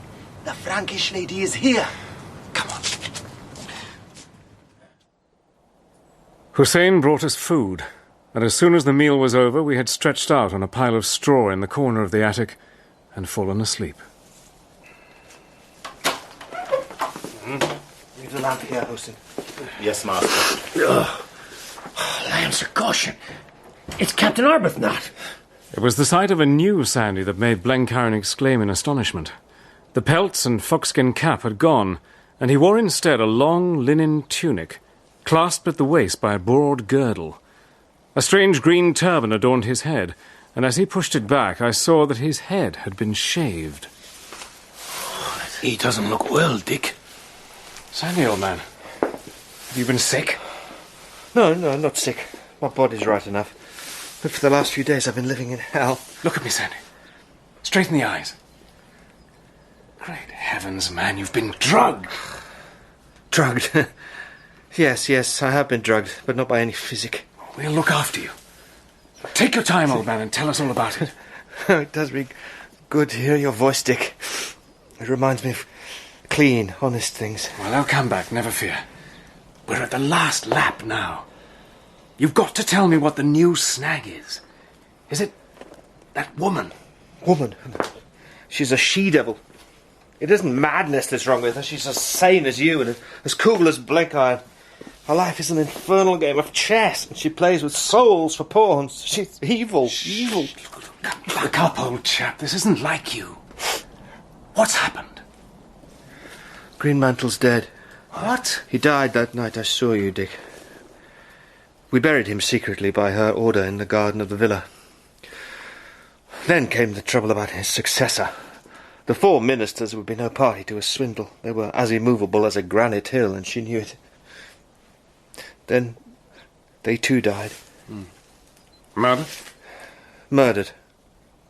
All 4 in one morning. I don't know how, but I helped to bury them, and it will haunt me to my dying day. Then the prophet is gone, and the humbug is over. No, the prophet still lives. She's found a successor. Why do I wear these clothes? Because I am Greenmantle. You? I am the Kabai Huriya for all Islam. In 3 days' time I will reveal myself to my people and wear on my breast the green ephod of the prophet. Only you see I won't. I will cut my throat first. There's no way. No way but death. We're done for, all of us. At best you have 3 days and then you too will be dead. Sandy, what has she done to you? Oh, she has made me her accomplice. I did all she asked and joined in her game. She was very candid, you know. She laughs at the faith of Islam, but she has her own dreams and they consume her. She has, it's horrible, but she has this kind of crazy liking for me. When we have reclaimed the East, I am to be by her side as she rides into Jerusalem. And there have been moments, only moments, I swear to God, when I have been fired myself by her madness. I am blessed if I listen to this goddarn stuff. You got to get busy, Major, and pump some sense into your friend. Sandy, you ass. Be thankful you have friends to keep you from playing the fool. That's right. I'm bossing the outfit now, and for all your confounded prophetic manners, you've got to take your orders from me. You aren't going to reveal yourself to your people. We're going to get clear away, and inside of a week we'll be having tea with the Grand Duke Nicholas. How, Dick, how? Because we've had an almighty piece of luck. I got into Stum's rooms and bagged his map. Now look here. Do you see his notes? They haven't had time to fortify the peaks above Kara Gubek. If the Russians manage to get batteries there, the fort will fall. Well, Stum's right. The whole defence of Verazum depends on that fort, and it's a broken reed if one knows where the weakness lies. Yes. Once the Russians get Kara Gubek, they've turned the main position. Exactly. And by hook or by crook, we've got to get that information through to them. Peter. Yeah, Dick. Peter, old man, the biggest job of your life is before you. Good. I'm getting stiff with doing nothing. If you can get this map through to the Grand Duke's staff, Stum's goose is cooked. In 3 days, the Cossacks will be in the streets of Azerum. Let me go. I talk the lingo, and I can pass as a Turk. I'm 1,000,000 times likelier to get through. For God's sake, let me go. You need the captain here, Dick. Peter's right, Sandy. If you disappear, the whole show's busted too soon. And the 3 of us left behind will be strung up before morning. Yes. No, my son. You're going to escape. But it will be with Blenkiron and me. Tell me, how many of the companions will stick by you? Oh, the whole half-dozen. They'd follow me through hell if I bade them. Good. Now see here on the map. The Russians are around Azerum in a broad half-moon. If we can get over the pass unobserved, we're bound to strike a Russian column the next day. Yes. We and your 6 ruffians are going to slip off into the darkness. Oh, tomorrow I've got some kind of infernal fast to observe. And the next day that woman will be coaching me for my part. I believe the best time would be the 3rd night, the eve of the revelation. She's bound to leave me alone that night. Very well.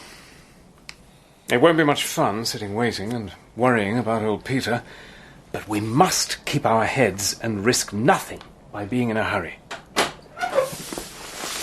Master, she is asking for you. I'm coming. Here's my hand, Mr. Pinar. You're the bravest man I ever met. Good luck. Thank you, Captain. I do not say I will succeed, but if I sit in houses much longer, I shall get old. No, we shall all succeed. You fellows have given me a new lease of life. Good. I've got a plan now, and I can set my teeth and stick it out.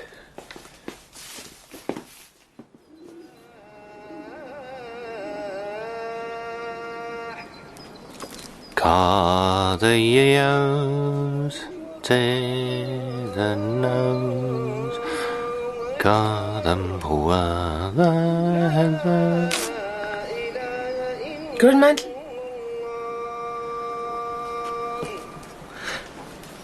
Have you finished praying? I am not disturbing you. I come each evening to my garden to watch the sun set over Erzurum. Look. Look north. See how the snow-covered heights burn red in the setting sun. Should the Russians try to attack the city, the great hills would run red with their blood. Tomorrow is the eve of Revelation. You will spend that night alone in prayer and fasting. The next day, Greenmantle will be shown to the people, and the great army of the faithful will rise and follow us. You look troubled, poet. You seek truth. So also do I, and if we use a lie, it is only to break down a greater. You are of my household in spirit, and you alone of all men I have seen fit to ride with me on my mission.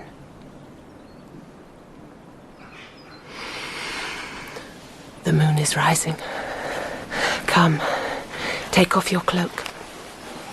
Yes. It is time for you to don the green ephod.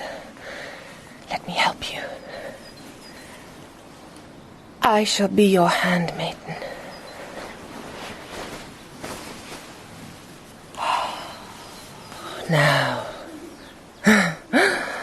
Now you are the Gabaehurye. Oh, how cool the silk. How it shines in the moonlight. Soon the world will shine in the light of a new dawn. A sun will rise which will burn up all who oppose me. You shiver. Are you cold, Greenmantle? Come, poet. My rooms are warm.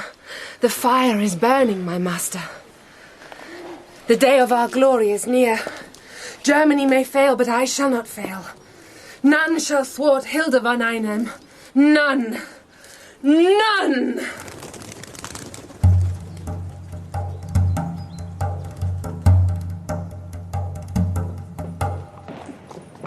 There were 9 horses for 9 riders. We started 3 hours before dawn on the 3rd day after Peter's departure, the eve of the revelation. Hussein rode first, with me at his side.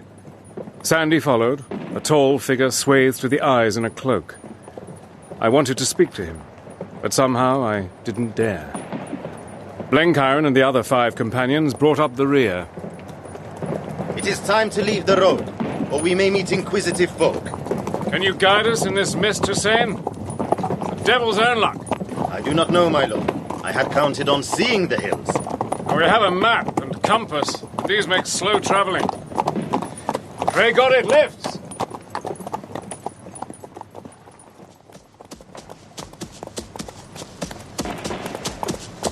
The ground we were riding over was, for all the world, like a Scotch moor. It was bad going, and the fog made it hopeless to steer a good course. Suddenly the mist blew back and revealed a wedge of country right across to the hills beyond. It was a clear view, every object standing out wet and sharp in the light of morning. It showed a bridge with Turkish horsemen drawn up across it, and cavalry pickets moving along the far bank of a river. Good!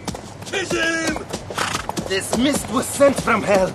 These cursed subsies have seen us. Our road is cut. Let's take a chance and cross the river. No! The cavalry on the other side are moving up. I don't know how you fellows feel, but I'm not going to be taken. There's nothing much to do except to find a good place and put up a fight. We can sell our lives dearly. I'm with you, Captain Arbuthnot. Now, it's hell for leather till we find a place for a stand. The game's against us this time. Let's go! We rode towards the hills. On the crest of a rise, I looked down on a broad glen with a road winding up it to a pass in the range. To the south, I saw what I had been watching for. A little hill split the valley, and on its top was a circle of rocks. Over to the south! There's our fort! If we once reach it, we can hold it for a week! Sit down and ride for it! Allah!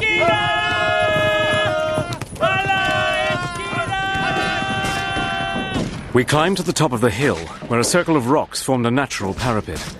Our pursuers never had a chance. For the whole party being not above 24, they were too few. I think we killed 3 and wounded about 6, while the rest fell back toward the road. In a quarter of an hour, it was all over. Ha! Well done, boys. They're on the run. That's only the overture.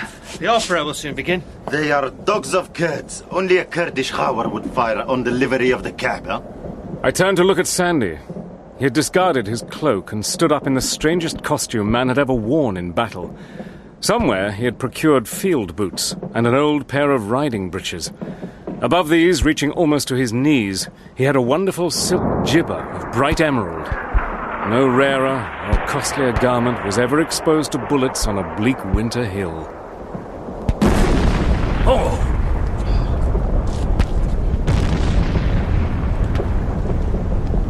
These are ranging shots. The Russians are trying to shell the main road from the heights. It would be an odd irony if we became the targets of friendly guns. Well, before that, the Turks might get a gun up here and blow us to bits in seconds. Now, please God, the Russians keep them too busy for that. Yeah. Master, there are men moving below in the mist. Keep your eyes on the fog. Shoot at the first sign. Greenmantle! It is she. Hilda von Einem has come for her prophet. Down there! On the edge of the mist! I come to offer terms, Richard Hannay. Will you permit me to enter? Yes, Madame von Einem.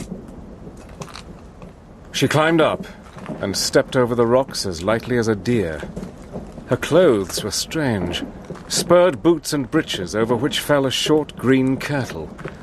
A little cap skewered with a jewelled pin was on her head, and a cape hung from her shoulders.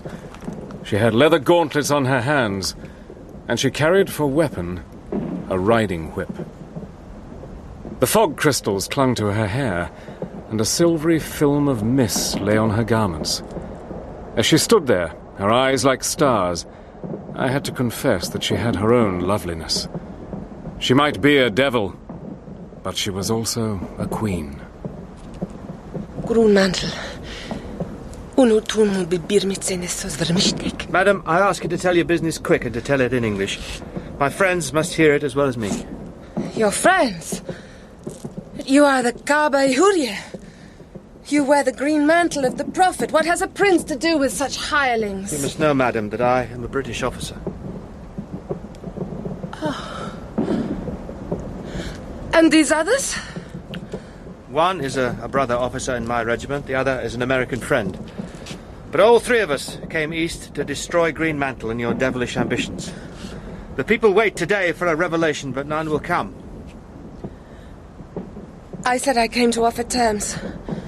I will still offer them, though they are other than I thought. For the fat American, I will send him home safely to his own country. I do not make war on such as he. You, Richard Hannay, I will hang before dusk. Greenmantle, I offer you the greatest career that mortal has known. Will you refuse that destiny? I stay with my friends, madam. I will be your people and your comrade. We are one in spirit. Will you deny all that has been between us? You can offer me nothing that I desire. I am the servant of my country, and her enemies are mine. I can have neither part or lot with you. That is my answer, Madame von Einem. I have done with you. You have scorned me, but you have dug your own grave. Sandy stood still, his face white except for the crimson wheal left by Hilda von Einem's riding whip. She turned from him and leapt onto the rocky parapet. Once more the mist had risen, and across the hollow I saw a field gun in place, manned by Germans, not Turks. Hilda von Einem waved her hand to them and hastened down the hillside. There came the whistle of a Russian shell.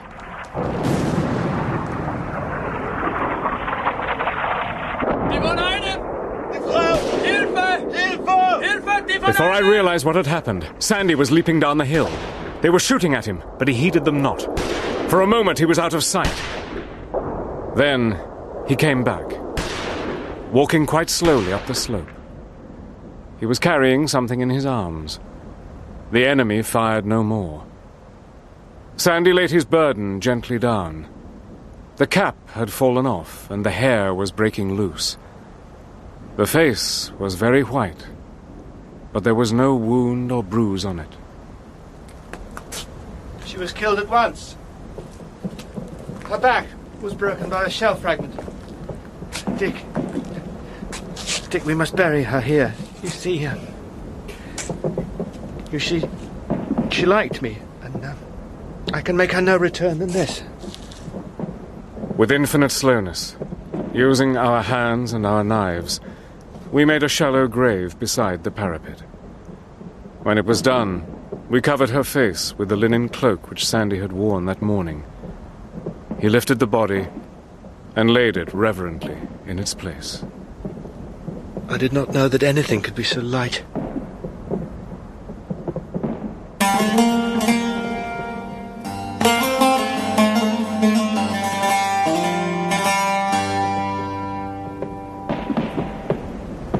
Dusk was falling. The artillery was busy all around the horizon, and it seemed to me that the guns had come nearer. Sandy was watching the road below us with field glasses. The gun is manned now by Germans and Austrians. There are no Turks. The men of Islam would not fire on the wearer of the green ephod. Oh, there's another gun in the fields to the east. They've got us on both sides. There's no way of escape. What are they waiting for? Hello? Ah, here's someone I think we know. Take a look, Dick. The big fellow standing just behind the gunners. It's Stumm. He's come to see the destruction of his enemies.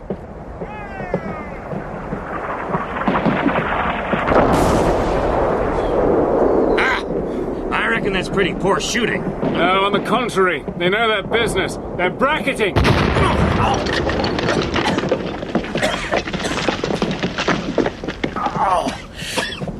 Dan! I think my arm's broken. Anyone else hurt? Not me, Dick. Mr. Blenkiron, are you still with us? Yes, but I've lost my patience cards. Hussein, are any of you wounded? No, Master. Thanks be to Allah. Well, we may as well toss for it, Dick. There are only two ways. To stay here and be shelled, or to try and break through. Either's pretty unhealthy. There was no choice. We were pinned to the hilltop. Hilda von Einem was to have a noble pyre and goodly companions for the dark journey.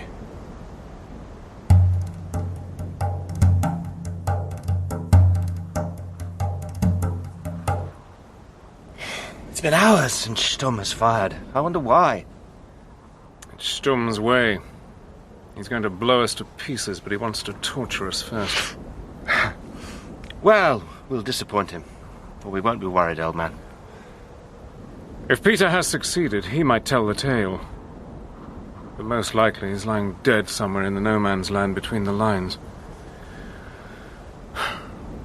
As for us, Sandy, we shall never be heard of again. It's a queer ending, Dick. We simply vanish into the infinite. The snow will soon cover us, and when the spring comes, there will only be a few bleached bones. Upon my soul, it is the kind of death I always wanted. But our job's done. After all, we never expected to come out of this thing with our lives. When do you look for the end? Now. The sun's rising.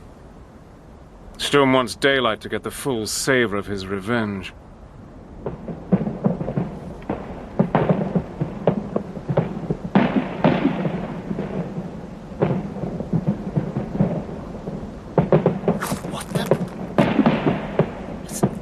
It's the Russians. Huh? It's the Russians! Peter must have got through! Get down, Dick! Karagubek has fallen! God, glory to God, we won! No. If you jump up and down like that, Major, you get plugged sure and good. They're not shooting! There are men riding down the glen, hundreds of them. The gates of the south have yielded. It's the Cossacks! The Cossacks have taken the slope! Hooray! Hooray! I had never seen a rout before. No more had Sturm, poor devil. He was a brute and a bully, but by God, he was a man. I saw him turn the gun on the maddened horde fleeing before the Cossacks. But he never fired it. The wave flowed round and then across him. I saw the butt ends of rifles crash onto his head and shoulders, and the next moment, the defeated army had passed over his body. It's God's judgment, Major Hannay.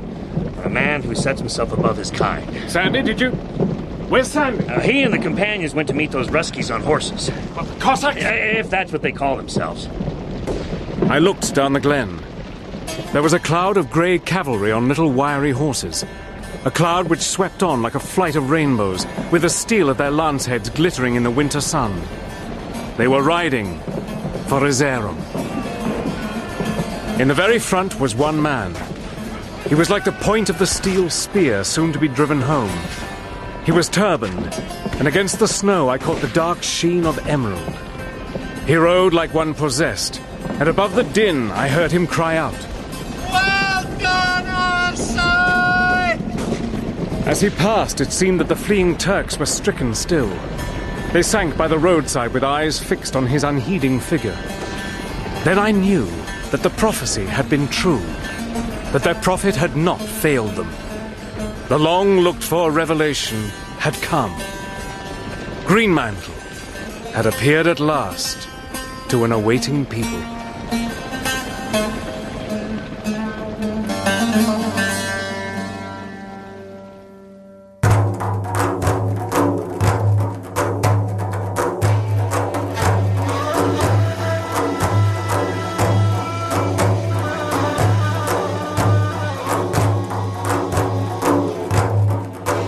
In Greenmantle by John Buchan, dramatized by Patricia Hannah, Richard Hannay was played by David Robb, Sandy Arbuthnot by James Fleet, John S. Blenkiron, Stuart Milligan, Hilda von Einem, Juliet Aubrey, Peter Pinnar, John Glover, Ulrich von Sturm, Jack Claff, Hussein, Hash Shamshun, Balloon Seller, Matthew Pidgeon.